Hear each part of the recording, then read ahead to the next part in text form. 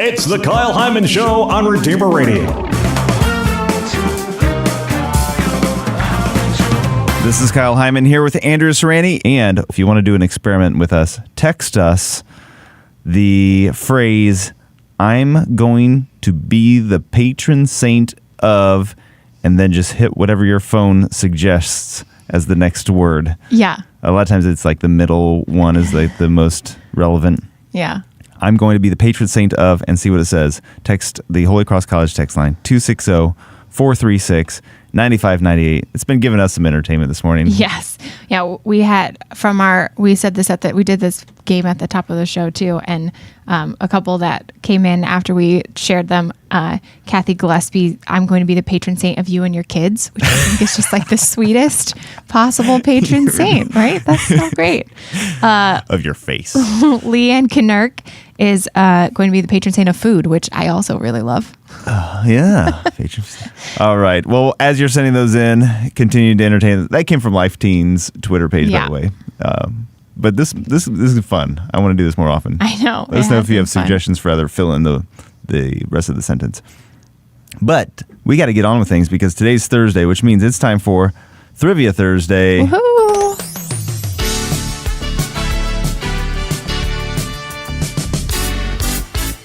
Welcome to Thrivia Thursdays, the day when we take a look at some Catholic trivia in a search for information that you don't already know.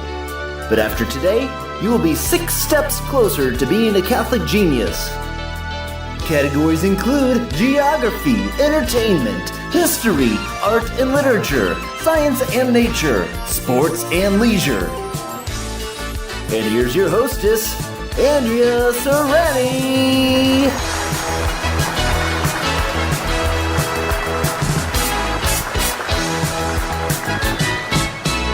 Here we are, everyone. Another Thursday, best day of the week. It's happened. People think that Friday is the best day of the week, but I don't know why, because clearly Thursday is better. Anyway, let's learn some things. There's you ready? No Trivia Friday. Yeah, right? Anyway. I'm ready. Let's do this. Ready. Okay. First category, as always, geography. We celebrate the Nativity of Mary on Saturday. Happy birthday, Mom. In yesterday's episode of Truth and Charity, Bishop Rhodes talked about how the date of the feast is linked to the dedication of which church in Jerusalem? Do you remember? Nope. A church in Jerusalem was Saint... Also a mom. Elizabeth. Anne. Saint Anne. Mary's own mom, in fact. That makes a lot of sense. Yes, the Church of Saint Anne. It was previously known as Basilica Sanctae Mariae Ubi Nata Est, which means the Basilica of the place where Holy Mary was born. Because it was built in the place where sort of legend had it that Anne and Joachim lived when Very Mary literal. was born. Yeah. Yes. In fact, that is a very, very literal name. This in is Latin the for church that we basilica. built on the corner of 4th and Maple. Thank you, Captain Obvious. He was definitely there when they named that church. Okay, entertainment category. Monday was the feast of St. Gregory the Great, the Pope who is credited with the standardized chanting style we know now as Gregorian chant, which remains to this day the official privileged music of church liturgy, Right. by the way. Which Gregorian chant album most recently topped the Billboard charts? Most recently did? Oh, I remember the maybe the original chart topping one. I think it was just called Chant. But the most recent one, it was called Epiphany. No, actually. The most recent one was Benedicta by the Benedictine monks at Norcia. Topped the charts in 2015. You might have guessed the Dominican Sisters of Mary, Mother of the Eucharist.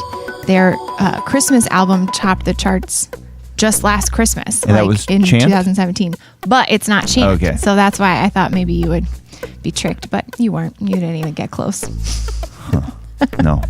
Epiphany. That Benedicta, Epiphany, they both sound liturgical. Well, there is an Epiphany at Ephesus, album, which you might have been thinking of, but sounds like you weren't. So There's also Yanni live at the Acropolis. okay. Anyway, history category. St. Peter Claver's feast day is coming up this Sunday. Okay. Even though he was from Spain, he's one of the patron saints of African Americans. Why? From Spain, patron saint of African Americans, because of his outreach to the immigrant population. Because of his outreach to slaves. Oh, I'll count it. He traveled from Spain to South America to minister to slaves being traded there. He would board the ship as soon as it came into the port. He would minister to the sick and exhausted passengers. And then after they were taken out of the ships and put into the slave yards, he would go among them with medicine and food and all kinds of things that they would need. And he would have interpreters who would help him, give them kinds of instructions. He'd talk to them about their dignity and God's love for them. He's credited with baptizing 300,000 slaves in 40 years. Wow. I know. Amazing. Bonus question. St. Peter Claver's feast.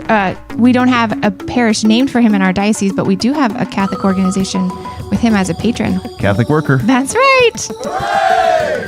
Okay, so I'm going to skip to science and nature. Yesterday was World Beard Day. Oh, Capuchin Franciscans traditionally do not trim their beards. Why not? out of some form of penance. It's actually not penance. It's because the beard, it's in their constitution that said, is manly, austere, natural, and an imitation of Christ. I like it. Yeah. Another fun beard fact, St. Philip Neri once shaved half his beard as a penance because he knew he would be ridiculed for it. St. Philip Neri's got some great stories. He's That's the one of man. my favorite.